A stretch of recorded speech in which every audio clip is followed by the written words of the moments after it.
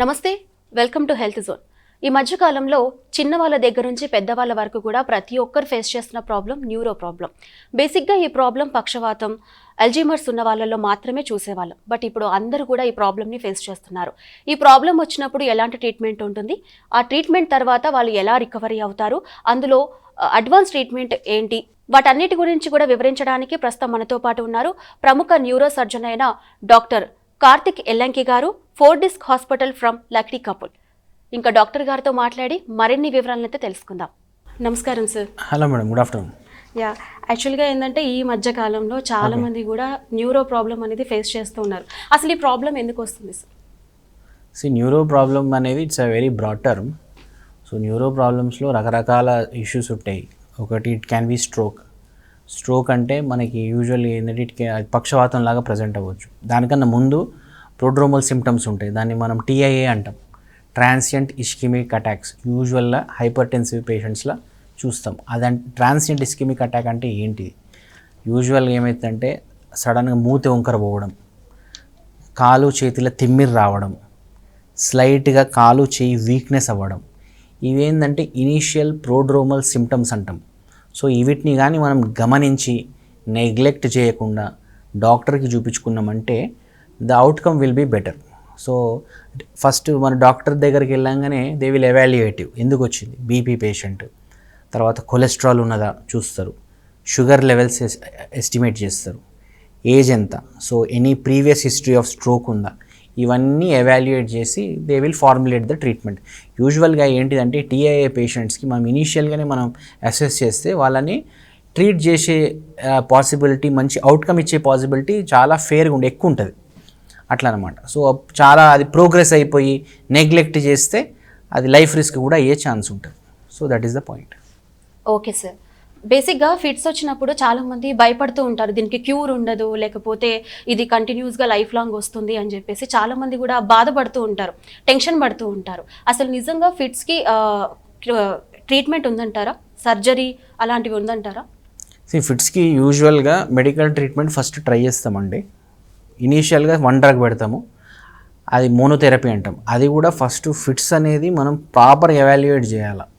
EEG చేయడము, MRI scan చేసి ఏమన్నా లీజన్, ఏమన్నా స్ట్రక్చరల్ ఇష్యూ ఉందా అని తెలుసుకోవడము. ఇవి చేసినాక స్ట్రక్చరల్ ఇష్యూ లేదు, EEGలో క్లియర్ కట్గా సీజర్ స్పైక్స్ ఉన్నాయి అని తెలిస్తే మనము ఇనీషియల్గా 1 డ్రగ్ మీద స్టార్ట్ చేస్తాం. అది మోనోథెరపీ. దానికి రిలీఫ్ లేదనుకోండి, కొన్ని డేస్ తర్వాతనే అది రిపీటెడ్గా వస్తుంది అనుకోండి, మెడిసిన్ వాడినా కూడా, then we can use 1 more drug. So 2 medicines use చేస్తాం. ఇట్లనే కాకపోతే ఇట్లా 2 మెడిసిన్స్ నెక్స్ట్ 3 మెడిసిన్స్ వాడినాక కూడా over span of say 1 year like that or 1 year దాటి కూడా మీకు రిపీటెడ్గా వస్తున్నాయి అనుకోండి seizures, in spite of using the best medicines over a good period of time, then we can say that he is having medically refractory epilepsy. అంటే మెడిసిన్స్కి response లేని fits disease తోటి ఆయన సఫర్ అవుతుండు అనేసి మనము క్లియర్ చేసుకోవచ్చు. సో దీనికి ఇప్పుడు క్వశ్చన్స్ మొన్న పేషెంట్ కూడా ఒకరు అడిగారు, ఏమడిగారు, సార్ ఫిట్స్ లైఫ్ లాంగ్ డిజీజా, దీనికి పర్మనెంట్ క్యూర్ మెడిసిన్ లేకుండా ఏమన్నా సర్జికల్ ఆప్షన్స్ ఉన్నాయా అని అడిగారు. ఎస్, మెడికల్లీ రిఫ్రాక్టరీ ఎపిలెప్సీకి సర్జికల్ ఆప్షన్స్ ఉన్నాయి. అయితే ఆ సర్జికల్ ఆప్షన్స్ మనము కంటెంప్లేట్ చేసి వాళ్ళకి చెప్పే ముందే మనము ప్రాపర్ ఎవాల్యుయేషన్ చేయాలి. అంటే ఈ ఫిట్స్ రోజుకి ఎన్నిసార్లు వస్తుంది, ఎన్ని ఇయర్స్ నుండి ఉంది పేషెంట్కి, ఏ సైడ్ ఫస్ట్ ఎఫెక్ట్ అవుతుంది, సెమియాలజీ ఏంది, రోజుకి ఎన్ని అటాక్స్ ఉన్నాయి, ఇవన్నీ ప్రాపర్గా ఎవాల్యుయేట్ చేసి along with that psychological evaluation చేసి then we will give them the options. అంటే ఏ ఏరియా నుండి వస్తుంది, ఆ ఏరియాలో ఏమన్నా ఫోకల్ కార్టికల్ డిస్ప్లేషియా FCD ఉందా, లేకపోతే ఏమైనా లీజన్ ఉందా, తర్వాత ఈ EEG ఉంటుంది, EEG ప్రకారం స్పైక్ ఎక్కడ స్టార్ట్ అవుతుంది. సో ఇవన్నీ చూసుకొని వాళ్ళకి సర్జికల్ ఆప్షన్స్ ఇస్తాం. అయితే ఈ సర్జరీస్ 4-5 టైప్స్ ఉంటాయి. అది ATLAH కావచ్చు, లీజనెక్టమీ కావచ్చు, కార్పస్ కెలాసాటమీ కావచ్చు, సబ్పైల్ రిసెక్షన్స్ కావచ్చు, డిఫరెంట్ టైప్స్ ఉంటాయి. అయితే ఈ సర్జికల్ ఆప్షన్స్ ఇచ్చినాక కూడా, సర్జరీ చేసినాక కూడా పేషెంట్కి 100% రిలీవ్ అనేది అందరికీ రాదు. సో పాయింట్ ఏంటిదంటే, యూజువల్లీ మన పేషెంట్స్కి చెప్పే పాయింట్ ఏంటిదంటే, మీరు వాడే ఆ మెడిసిన్ బర్డెన్ తగ్గుతుంది. అంటే number of medicines which you are using for long period of time అవి యూజువల్గా ఒక 70 to 80% తగ్గిపోతుంది ప్రొసీజర్ చేయించుకుంటే. And luckily some people post surgery can be completely seizure free also. అంటే కొంతమంది సమ్ ఆఫ్ దెమ్ సర్జరీ చేయించుకున్నాక కంప్లీట్ ఫ్రీడమ్ ఫ్రమ్ ఫిట్స్ కూడా వచ్చే ఛాన్స్ ఉంటుంది. Okay sir. అంటే ఇప్పుడు సర్జరీ అన్నారు కాబట్టి చిన్నపిల్లలకి కూడా చేస్తారా, అంటే పెద్దవాళ్ళకి అంటే ఏజ్ లిమిట్ ఉంటుంది అది? లేదు, there is no age limit. We can do for anybody. చిల్డ్రన్కి చేయొచ్చు, అడల్ట్స్కి చేయొచ్చు. Okay sir. అసలు అల్జీమర్స్ అంటే ఏంటి సార్? అల్జీమర్స్ అంటే it is a age related neuro degenerative disorder. అదేంటంటే అది ఏజ్ రిలేటెడ్గా బ్రెయిన్లో ఎస్పెషల్లీ ఫ్రాంటల్ టెంపోరల్ ఈ రీజియన్స్ మెల్లగా ష్రింక్ అవుతుంటాయి. సో ష్రింక్ అవ్వడం వల్ల ఏమవుతుందంటే పేషెంట్ మెమరీ డిస్టర్బెన్స్కి గురవుతాడు అట్లా. సో అది ఏజ్ రిలేటెడే, దానికి మెడిసిన్స్ ఉన్నాయి. మనం యూజువల్ ఫస్ట్ ఎంఆర్ఐతో ఎవాల్యుయేట్ చేసుకొని మెడిసిన్స్ మీద పెడతాం, డోనెప్, మిమెంటిన్ వీటి మీద పెడతాము. So it is basically age related with medicines, some relief will be there. So that is the thing. Okay sir. Facial pain అంటే ఏంటి సార్? అసలు చాలా మంది ఇబ్బంది పడుతూ ఉంటారు. సో దానికి అవగాహన కూడా కొంతమందికి లేదు. సో అసలు ఫేషియల్ పెయిన్ అంటే ఏంటి సార్? యూజువల్గా patients come with complaint of headache తోటి ఎక్కువ వస్తారు. మనం దానికి ఎవాల్యుయేట్ చేసి స్కాన్ చేసి అవసరమైతే మెడిసిన్స్ ఇస్తాం, అది తగ్గుతుంది. That is one aspect. Next aspect, కొంతమంది హెడేక్ కాదు, ఓన్లీ ఫేషియల్ పెయిన్ తోటి వస్తారు, right side or left side. ఆ ఫేషియల్ పెయిన్ దీన్ని యూజువల్లీ మనం ఏమంటామంటే ట్రైజెమినల్ న్యూరాలజియా అంటాం. ఆ ఫేషియల్ పెయిన్కి కొన్నిసార్లు మీరు కన్ఫ్యూజ్ అవ్వచ్చు. అది ఇక్కడ వచ్చింది అనుకోండి, ఆ పన్ను నొప్పి ఉండొచ్చు. So you can go for a dental checkup also. కానీ డెంటల్ చెకప్లో కూడా ఎవ్రీథింగ్ ఈజ్ నార్మల్ అని చెప్తారు. So the point is main reason for facial pain అది పై భాగం. మనం దీన్ని 1/3 3 డివిజన్స్ చేసుకోవచ్చండి. పై భాగము అప్ టు ఐస్, సెకండ్ భాగం అప్ టు లిప్స్, థర్డ్ భాగం దవడ. Usual I'm telling you రఫ్లీ.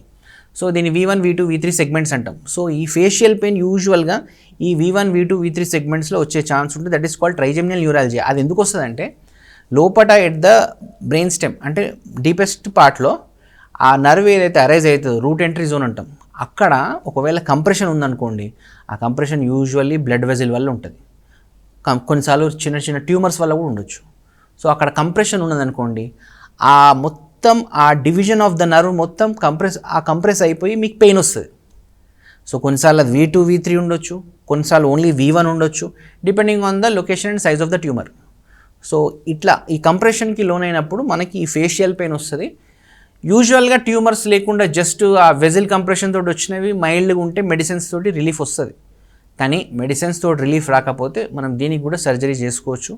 It is called as MVD, మైక్రోవాస్క్యులర్ decompression of the trigeminal nerve. ఏమవుతుందంటే ఆ వెజిల్ ఏదైతే ఆ నర్వ్ మీద ఒత్తిడి కాజ్ చేస్తుందో ఆ రెండింటి మధ్యన ఒక సాఫ్ట్ టెఫ్లాన్ ప్యాచ్ పెడతాం.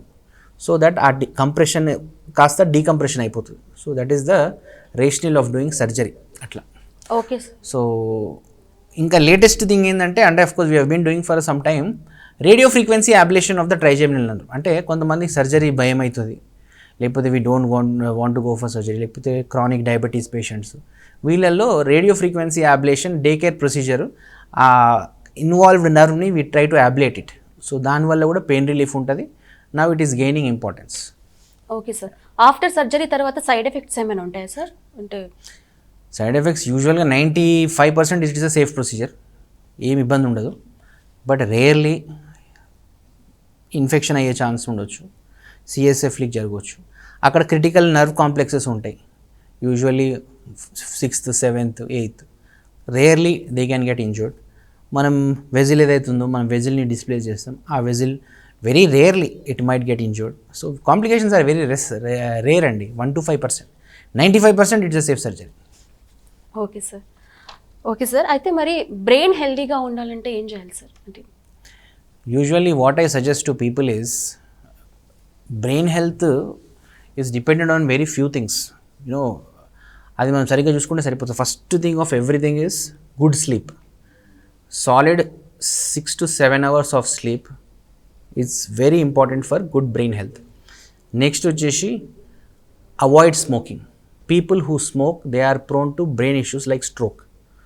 థర్డ్ థింగ్ వచ్చేసి keep a strong regulation on your BP and sugar. BP and sugar ఉన్న పేషెంట్స్ వాళ్ళు చాలా స్ట్రాంగ్ అగ్రెసివ్గా కంట్రోల్ చేసుకొని రెగ్యులర్ మానిటర్ చేసుకోవాలి. Fourth one, good nutrition, especially like walnuts, chia seeds, అవి brain హెల్త్లో హెల్ప్ చేస్తాయి. So you can take them. And good hydration is also important. మంచిగా వాటర్ కూడా తాగాలి. That is also very important because dehydration వల్ల మనకి లోపల బ్లడ్ క్లాట్, CSVT అంటాం, cortical cerebrovenous sinus thrombosis. This problem in the brain usually comes, or it is a risk factor. Dehydration is a risk factor for this. So be careful. Right. Thank you. Okay sir. అయితే head injury అయిన వాళ్ళు ఉంటారు. Yes. So వాళ్ళు ఎంత టైంలో recovery అవుతారు after surgery? అసలు నిజంగా రికవరీ ఉంటుందంటారా హెడ్ ఇంజరీ అయిన తర్వాత? It's a good question. Head injury యూజువల్గా mild, moderate, severe head injuries ఉంటాయి. Mild head injury patients usually they recover in couple of days. Moderate to severe head ఇంజరీస్లో ఏమవుతుందంటే depending on the type of bleed, ఒకవేళ అది EDH అనుకోండి, అది తొందరగా evacuate చేసేస్తే పేషెంట్ 3-4 డేస్లో రికవర్ అయిపోతాడు. సబ్డ్యూరల్ హెమరేజ్ లేకపోతే డీప్ పారెన్కైమల్ బ్లీడ్ అనుకోండి, కంట్యూజన్స్ అనుకోండి, patient will take lot of time. ఎందుకంటే యూజువల్గా ఆ బ్రెయిన్ రికవర్ అవ్వడానికి, ఆ న్యూరోప్లాస్టిసిటీ సెట్ అవ్వడానికి, ఆ ఎడిమా తగ్గడానికి టైం పడుతుంది. సో అది మన పేషెంట్ ఐసీయూలో ఎక్కువ రోజులు ఉండేసరికి టెన్షన్ పడిపోయో ఏమైపోతుంది అనుకోకుండా you have to have patience. It will take time. Moderate to severe head injuries యూజువల్గా ఐసీయూలో దే టేక్ టైం. మనం పేషెంట్ని కూడా ఐసీయూ నుండి రూమ్కి షిఫ్ట్ చేయాలంటే we make sure that he doesn't come back from the room to the ICU. So the point is patient కొన్ని రోజులు ఎక్కువ రోజులు ఐసీయూలో ఉంటే ఆయనకే మంచిది. మన ఎయిర్వే చూసుకుంటాము, ఆయన బ్రీతింగ్ ప్యాటర్న్ ఎట్లుంది చూసుకుంటాము, ఆ ఎడిమా బ్రెయిన్లో ఎడిమా తగ్గిందా చూసుకుంటాము, క్లాట్ ఎంత రిజాల్వ్ అయింది చూసుకుంటాము, ఆయన న్యూట్రిషన్ ఆప్టిమైజేషన్ చేస్తాము. సో ఇవన్నీ చేసి పర్ఫెక్ట్ కొంచెం మంచిగా సెట్ అయినాకనే usually we send to the room or rehab.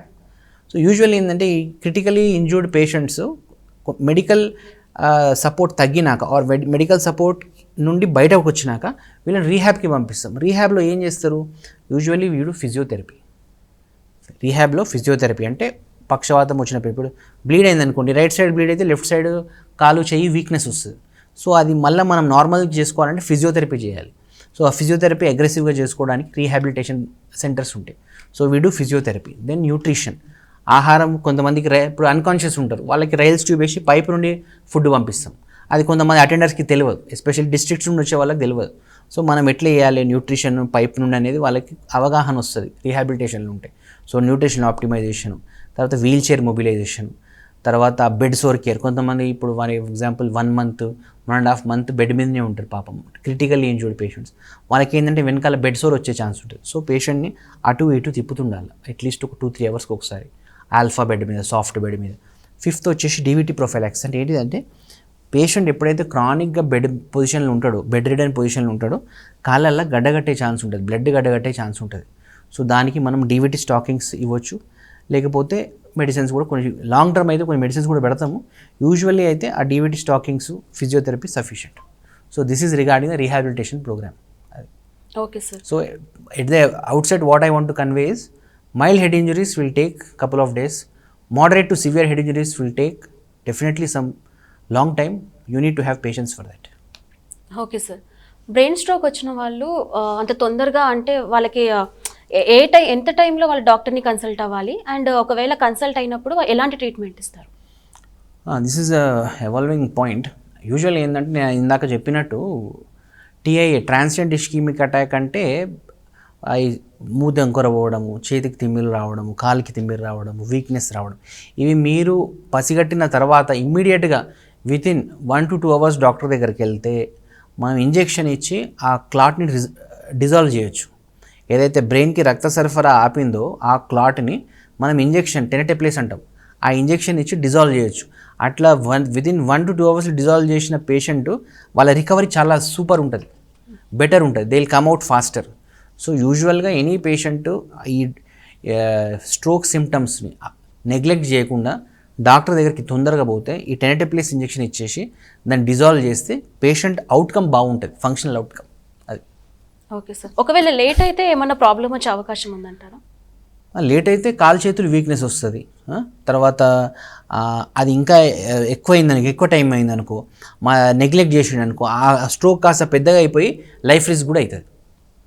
So అంత నెగ్లెక్ట్ చేయకుండా అర్లీగా వెళ్ళిపోవడం డాక్టర్ దగ్గరికి బెటర్. Okay sir. బేసిక్గా కొంతమందికి తరచుగా ఎప్పుడు చూసినా సరే హెడేక్ వస్తూ ఉంటుంది. అలా వచ్చిన వాళ్ళకి బ్రెయిన్ స్ట్రోక్ వచ్చే అవకాశం ఉందంటారా? Very unlikely. అంటే యూజువల్గా ఏంటిదంటే ఈ తరచుగా హెడేక్ అంటే it can be functional headache, మామూలుగా మైగ్రేన్ ఉండొచ్చు, లేకపోతే ప్రాబబ్లీ డ్యూ టు సైనోసైటిస్ ఉండొచ్చు. ఇట్లా యూజువల్ రికరెంట్ హెడేక్స్ ఇవే ఉంటాయి, migraine, sinusitis headache, cluster headache. So usually వీటికి స్ట్రోక్కి డైరెక్ట్ రిలేషన్ ఏం లేదు. So that is the point, direct relation ఏం లేదు. అయితే కొన్నిసార్లు రేర్లీ ఏమవుతుందంటే ఇప్పుడు ఏవి మ్యాల్ఫార్మేషన్ అనేది ఉంటుంది ఒకటి వాస్కులర్ న్యూరోసర్జరీలో. అది ఏంటంటే రక్తపు కణాలన్నీ ఒక ముద్దలాగా ఫామ్ అవుతాయి. సో ఆ ముద్ద అనేది మాస్, ఆ మాస్ తలలో ఉన్నప్పుడు ఎప్పుడు హెడేక్ రావచ్చు. సో అది సడన్గా బర్స్ట్ అయిందనుకో హెమరేజిక్ స్ట్రోక్ అంటాం. So yes, your point is valid to some extent in the fact that ఇప్పుడు యూజువల్గా ఇప్పుడు ఈ ఏవి మ్యాల్ఫార్మేషన్స్లో ఏమన్నా టఫ్ వెల్స్ అది కూడా థిక్గా ఉండి నైడస్ పెద్దగా ఉంటే కొన్నిసార్లు ఇట్ కెన్ కాజ్ హెడేక్. అది మనం కేర్ఫుల్గా స్కాన్ చేసుకుంటే ఏవిఎం అన్నట్లు ఏమైనా తేలితే ఎండోవాస్కులర్ అప్రోచ్ యూజువల్లీ పెద్దగా ఉంటే సర్జరీ చేస్తాం స్ప్లెట్జర్ మార్టిన్ స్కోర్ ప్రకారం. సో సర్జికల్ రిసెక్షన్ చేసుకోవచ్చు. So as you said to some patients chronic headache once in a while ఒకసారి స్కాన్ చేయించుకోవడం చాలా మంచిది, ఉత్తమం. దానివల్ల ఏమన్నా లోపల స్ట్రక్చర్స్ ఇట్లాంటి ఏవిఎమ్స్ అట్లా ఏమైనా ఉంటే బయటపడుతుంది అట్లా. Okay sir. బేసిక్గా కొంతమందికి వన్ సైడ్ అంటే చెయ్యి లాగేయడం, వన్ సైడ్ కాలు లాగేయడం లాంటివి జరుగుతూ ఉంటాయి. సో అలాంటి వాళ్ళు ఎలాంటి ట్రీట్మెంట్ తీసుకోవాలంటారు? This question is also important. ఎట్లా అంటే ఇప్పుడు కొంచెం మందికి మీరు చెప్పినట్టు కాలు లాగడము, చెయ్యి లాగడము, దిస్ ఈజ్ అండ్ ఇది ఒకటేసారి సైమల్టేనియస్గా జరిగితే it is possibility of stroke is there. I'm telling you a good point here on record. ఒక పేషెంట్కి సడన్గా కాలు చెయ్యి ఒకటేసారి తిమ్మిరి వస్తుంది, వీక్నెస్ వచ్చింది అంటే it is mostly stroke or brain issue. లేదు ఒక పేషెంట్కి జస్ట్ పైనుండి కిందికి కాలు తిమ్మిరి వస్తుంది, it can be షయాటికా, completely different, అంటే స్పైనల్ కార్డ్ ఇష్యూ అది. లేకపోతే ఒక పేషెంట్ సడన్గా చెయ్యి మొత్తం తిమ్మిరి వస్తుంది, అక్యూట్గా వెయిట్ లిఫ్టింగ్ చేసిండు, పాపం వెయిట్ లిఫ్టింగ్ చేసిండు, సడన్గా ఆ వెయిట్ ఎక్కువైపోయింది, నెక్ మీద స్ట్రెయిన్ పడ్డది. సో సడన్గా రాడిక్యులర్ పెయిన్ వచ్చింది చేతిలో, only hand, not legs, not even the opposite hand, only radicular pain in one limb, again cervical problem. So point ఏంటిదంటే యూజువల్గా ఇండివిజువల్గా ఏదన్నా వస్తే, ఎస్పెషలీ ఓన్లీ వన్ లోవర్ లింబ్లో షయాటికా రావడము, అప్పర్ లింబ్లో radicular pain, it is usually spinal issue. అయితే ఇందులో వన్ మోర్ పాయింట్ ఏంటిదంటే కొన్నిసార్లు కొంతమంది పేషెంట్స్ ర్యాష్ డ్రైవింగ్ చేస్తుంటారు, కొంతమంది పీపుల్ ర్యాష్ డ్రైవింగ్ చేస్తుంటారు, ఆల్కహాల్ చేసి డ్రైవ్ చేస్తుంటారు. వాళ్ళు ఏంటంటే they sometimes very unfortunately they undergo an accident. So వాళ్ళకి ఏమైందంటే కొన్నిసార్లు they undergo hyper flexion or hyper extension injuries ఉంటాయి. సో అంటే ఇట్లా సడన్గా స్పైనల్ కార్డ్ మీద ఎఫెక్ట్ పడి మొత్తం అది కంట్యూజన్ వచ్చేస్తుంది, స్పైనల్ కంట్యూజన్. అప్పుడు ఏమవుతుంది, రెండు కాళ్ళు పడిపోతాయి. అంటే ఫర్ ఎగ్జాంపుల్ మై పాయింట్ ఏంటంటే ఇక్కడ డార్సల్ లెవెల్ అయింది, మిడ్ పాయింట్ అంటే పైనది సర్వైకల్ కార్డ్ అంటాము, మధ్య డార్సల్ కార్డ్, కిందది థీకల్ శాక్, అదే విత్ లంబార్ రీజియన్లో. సో ఎందుకంటే యూజువల్గా ఏంటంటే స్పైనల్ కార్డు మన L1 దగ్గర ఆగిపోతుంది, కింద అన్ని నర్వ్ రూట్స్ ఉంటాయి. సో సర్వైకల్ ఇంజురీ అయిందనుకోండి, this is also an important point. మనకి ఎప్పుడైనా మెడకి ఏమన్నా సపోజ్ ఎవరైనా ఫ్లాష్ డ్రైవింగ్ చేసి స్పైన్కి, సర్వైకల్ స్పైన్కి ఇంజురీ అయిందనుకోండి, సర్వైకల్ స్పైన్ కిందికే మన కాలు చేతులకి వచ్చే నర్వ్స్ ఉంటాయి. యూజువల్లీ కింది భాగంలోనేమో కాళ్ళకు వస్తాయి, నడుముల, మెడలేమో చేతులకు వస్తాయి. సో సర్వైకల్ స్పైన్ ఇంజురీ ఉంటే రెండు చేతులు రెండు కాళ్ళు కంప్లీట్గా కానీ పార్షియల్గా కానీ వీక్నెస్ వచ్చే ఛాన్స్ ఉంటుంది. అదే నెక్స్ట్ మధ్య భాగం డార్సల్ కార్డ్లో అయిందనుకోండి, ఈ మెడల్ ఆల్రెడీ చేతులకు నర్వ్స్ వచ్చేసినాయి కాబట్టి డార్సల్ కార్డ్లో అయితే రెండు కాళ్ళు పడిపోయే ఛాన్స్ ఉంటుంది. ఇక లంబార్ ఇంజురీ, యూజువల్గా లంబార్ ఇంజురీ ఏమవుతుందంటే only legs are involve, that too asymmetric, because thecal sac అక్కడ డ్యూరా అండ్ CSF ఉంటాయి కాబట్టి రేర్లీ అది కూడా కంప్లీట్గా ఎఫెక్ట్ కావు. Patient usually will be unable to walk. మనం పోస్ట్ సర్జరీ లెస్థెసిస్ ఉందనుకో, for example traumatic listhesis, patient పడ్డాడు, వెనకాల లంబార్ లెస్థెసిస్ ఉంది, అతని పేషెంట్ని కొంచెం సర్జరీకి తీసుకొని స్టెబిలైజ్ చేసి కొంచెం ఫిజియోథెరపీ చేస్తే యూజువల్గా బెటర్ అవుతారు. So what I want to say one more point is most dangerous spinal injuries are cervical spine injuries. అంటే మెడలో ఏమన్నా స్పైన్ ఫ్రాక్చర్ అయితే they are very dangerous injuries. Next dorsal injuries next dangerous. Lumbar injuries పర్లేదు, కొంచెం మనం medical treatment surgical treatment తోటి కొంచెం benefit అయ్యే ఛాన్స్ ఉంటుంది. వీటికి కూడా సర్జరీ చేసుకోవచ్చు, but outcome regarding the outcome lumbar is better. Okay sir. బేసిక్గా చాలామంది కూడా వర్క్ ప్రెషర్ వల్ల అవ్వచ్చు, లేకపోతే వర్క్ చేస్తున్నప్పుడు అంటే చైర్లో కూర్చొని కూడా బ్యాక్ పెయిన్ వస్తూ ఉంటుంది. ఎస్. సో ఈ బ్యాక్ పెయిన్ వచ్చినప్పుడు ఎలాంటి జాగ్రత్తలు తీసుకోవాలి అండ్ దీనికి ట్రీట్మెంట్ ఉంటుందా? సివియర్ యూజువల్గా prolonged sitting can cause back pain. ఎందుకంటే మనము కొంతమంది ఇట్లా గూనిగా కూర్చుంటారు, ఇట్లా ముంగటికి ఇట్లా, that is wrong. You have to state erect. Phone చూస్తూ కూడా కూర్చుంటారు. Yes, that's what I'm saying. I will come to that point. Usual ఏంటంటే ఎరెక్ట్ కూర్చుంటే స్పైనల్ కర్వేచరు నార్మల్గా సెట్ అవుతుంది. గూనిలాగా కూర్చుంటే అది కొంచెం అబ్నార్మల్ పొజిషన్లోకి పోతుంది. So sitting erect is one point to keep the spine healthy and decrease the pain. At the same time మీరు 20 minutes కూర్చుని అనుకోండి, 20 seconds నడవండి, దట్ ఈస్ బెటర్.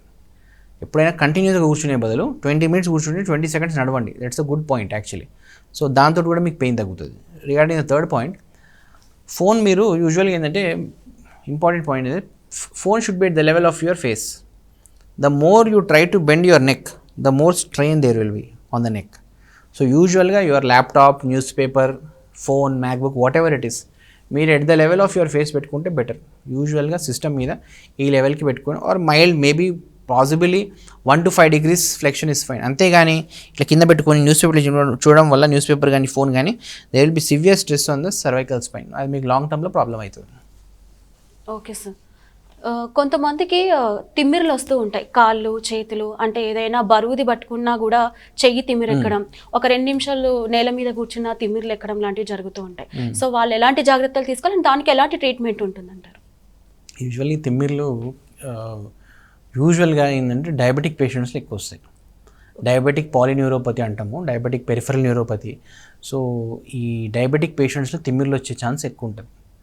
నెక్స్ట్ వచ్చేసి న్యూట్రిషనల్ డెఫిషియన్సీ, ఈ B12 డెఫిషియన్సీలో కూడా తిమ్మిర్లు వస్తాయి. సో ఆహారం సరిగ్గా తీసుకోకపోయినా, పిరిడాక్సిన్ డెఫిషియన్సీ ఉన్నా, థయామిన్ డెఫిషియన్సీ ఉన్నా మనకి తిమ్మిర్లు వచ్చే ఛాన్స్ ఉంటుంది. రిలవెంట్ పాయింట్ ఇక్కడ ఏంటిదంటే, యూజువల్గా ఆల్కహాల్ తీసుకుంటారు కదా, ఆల్కహాల్ పేషెంట్స్లో కూడా తిమ్మిర్లు వస్తాయి, ఆల్కహాలిక్ న్యూరోపతి అంటారు. That is because of deficiency of thymine.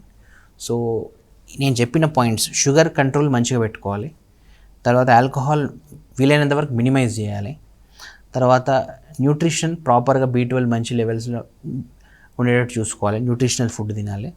తర్వాత కొంతమంది యూజువల్గా యాంటీ క్యాన్సర్ మెడిసిన్స్ వాడుతుంటారు. Cancer patients anti cancer medicines, కొన్ని యాంటీ క్యాన్సర్ డ్రగ్స్ కూడా పెరిఫరల్ న్యూరోపతి కాళ్ళ తిమ్మిర్లు రావచ్చు. That is also possible. ఇంకొకటి మీరు అడిగిన పాయింట్, 5th పాయింట్ ఏంటంటే కూర్చున్నప్పుడు రావడము, వంగినప్పుడు రావడము. ఎందుకు అంటే it is because of the impingement on the nerve route అనమాట. అంటే ఇప్పుడు మీరు సడన్గా కూర్చున్నారు, సడన్గా వంగినరు, వంగితే ఏమైంది అంటే ఆ డిస్క్ బల్జ్, ఇప్పుడు ఆ డైనమిక్ స్పైన్ వల్ల మీకు వెన్నుపూసల వెన్నుపాము ఇప్పుడు మీరు సడన్గా వంగిరనుకోండి, ఆ డిస్క్ బల్జ్ ఏమవుతుందంటే లైట్గా ఆ నర్వ్ రూట్ని ప్రెస్ చేస్తుంది. నర్వ్ రూట్ని ప్రెస్ చేస్తే మీకు తిమ్మిరి వస్తుంది. సో పాయింట్ ఏంటంటే ఇప్పుడు వీలైనంత వరకు స్పైన్ హెల్త్లో కూడా బరువులు ఎక్కువ ఎత్తొద్దు, ఎక్కువ వంగి పని చేయొద్దు, పడుకొని లేచేటప్పుడు ఒక సైడ్ మీద తిరిగి లేవాలి, వీలైనంత వరకు వెస్టర్న్ వాష్రూమ్ యూజ్ చేయాలి, వీలైనంత వరకు స్టెప్స్ అవాయిడ్ చేయాలి. బ్యాడ్ రోడ్స్ మీద, especially Hyderabad roads, old city roads especially, ఈ రోడ్స్ మీద పోయేటప్పుడు కంపల్సరీ నడుము బెల్ట్ పెట్టుకోవాలి. So all these things you have to take care. Okay sir. Once ఒకసారి పక్షవాతం వస్తే మళ్ళీ పక్షవాతం వచ్చే అవకాశం ఉందంటారా? అంటే అది సివియర్ అయిపోయి ఫిజియోథెరపీ చేసినా లేదా మెడిసిన్ తీసుకున్నా మళ్ళీ అది ఎక్కువ అయ్యే ఛాన్స్ ఉంటుందంటారా? ఈ ఎస్పెషల్లీ ఇన్ స్ట్రోక్ కేసెస్లో ఒకసారి స్ట్రోక్ వచ్చిందంటే యూజువల్గా అది లైఫ్ లాంగ్ వాడాల్సి వస్తుంది మెడిసిన్. సో యాంటీప్లేటెట్స్ ఏవైతే ఉంటాయో మనం యూజువల్గా లైఫ్ లాంగ్ వాడతాం. కొంతమంది స్కిప్ చేస్తారు, లైఫ్ లాంగ్ అంటే ఏం వాడతాం, కంప్లైన్స్ ఉండదు, స్కిప్ చేస్తారు. అట్లా స్కిప్ చేసిన పేషెంట్స్లో రికరెంట్ స్ట్రోక్ వచ్చే ఛాన్స్ ఉంటుంది. సో అది ఇంపార్టెంట్. ఎస్పెషల్లీ మెడిసిన్స్ స్కిప్ చేయొద్దు. మెడిసిన్స్ స్కిప్ చేయకుండా రెగ్యులర్గా మెడిసిన్స్ వాడి బీపీ, షుగర్ మంచిగా చెక్ చేసుకొని రెగ్యులర్ ఫాలోఅప్లు ఉంటే no problem. Okay sir. Fits వచ్చిన వాళ్ళు మెడిసిన్ని అంటే కంటిన్యూ చేస్తూనే ఉండాలా, లేకపోతే ఒక స్టేజ్కి ఆపేయచ్చు అంటారు? మనం ఆల్రెడీ మాట్లాడాం కదా ఈ పాయింట్. యూజువల్ ఏంటంటే మెడిసిన్స్ తోటి మనకి ట్రీట్ అయిపోతే వెల్ అండ్ గుడ్. కొంతమందికి మెడిసిన్స్ వాడుతుండగా కూడా ఫిట్స్ వస్తుంటాయి, వాటిని మెడికల్లీ రిఫ్రాక్టరీ ఎపిలెప్సీ అంటాం. ఆ కేసెస్ని మనం ఎవాల్యుయేట్ చేసి సర్జికల్ ఆప్షన్ వాళ్ళకి ఇవ్వచ్చు. Okay sir. అసలు ఇలాంటి ప్రాబ్లమ్స్ ఏవి రాకుండా ఉండాలంటే ఎలాంటి ఎక్సర్సైజులు చేయాలంటారు? ఏ ప్రాబ్లమ్స్ మీరు అనేది ఫిట్స్ ఇప్పుడు ఇవన్నీ ప్రాబ్లమ్స్ అంటే నర్వ్స్ ప్రాబ్లమ్స్, ఇప్పుడు తిమ్మిర్లు ఎక్కడం లేకపోతే బ్యాక్ పెయిన్, అదే అంటున్నా. Basically always make sure that you have good nutrition, okay, మంచి nutrition, then good amount of sleep, avoid alcohol, avoid smoking, make sure that your positions are good. కొంతమంది ఇప్పుడు ఇందాక relevant point ఏంటంటే కొంతమంది direct sofa మీద పడుకుంటారు, చెయ్యి ఇట్లా అనేసి ఇట్లా బయటికి వేసేసి. అది కొన్నిసార్లు ఏమైందంటే ఆ చెయ్యి వల్ల నర్వ్ కంప్రెస్ అయ్యే ఛాన్స్ ఉంటుంది, radial nerve. So that is also possible. Saturday night palsy అంటాం. So good sleeping position. So ఇవి అండ్ డయాబెటీస్, హైపర్ టెన్షన్ ఉన్న వాళ్ళు regular monitoring of those things and proper usage of medicines ఇవి చేస్తే సరిపోతుంది యూజువల్గా. Okay sir. అంటే junk food వల్ల, ప్రాసెస్ చేసిన ఫుడ్ వల్ల కూడా ఈ ప్రాబ్లం వచ్చే అవకాశం ఉందంటారు? జంక్ ఫుడ్ వల్ల యూజువల్గా ఏంటంటే ఆయిలీ ఫుడ్స్ జంక్ ఫుడ్ వల్ల యూజువల్గా they have long term cancer risk, GI cancer.